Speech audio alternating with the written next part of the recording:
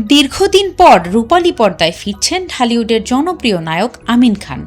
অর্ধযুগেরও বেশি সময় পর গুলশানের চামেলি সিনেমার মাধ্যমে দর্শকদের সামনে আসছেন তিনি। একই সিনেমা দিয়ে ঢালিউডে অভিষেক হচ্ছে কলকাতার জনপ্রিয় অভিনেত্রী মধুমিতা সরকারের। রাজধানীতে আয়োজিত মহরত অনুষ্ঠানে সিনেমাটির শিল্পীদের নাম ঘোষণা করা হয়।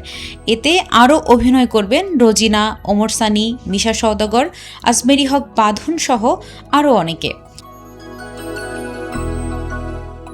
সিনেমায় ফেরা নিয়ে আমিন খান বলেন, অনেক দিন পর ভালো একটি গল্প ও শক্তিশালী টিমের সঙ্গে কাজ করার সুযোগ পেয়েছেন। সবার চেষ্টা থাকবে দর্শকদের একটি ভালো সিনেমা উপহার দেওয়ার।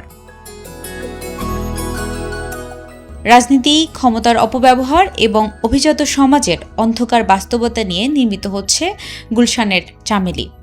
সিনেমাটি পরিচালনা করছেন মোহাম্মদ ইকবাল। নির্মাতার পরিকল্পনা অনুযায়ী আগামী নভেম্বর-ডিসেম্বরে শুরু হবে শুটিং, আর মুক্তি পাবে আগামী বছরের কোনো এক ঈদে।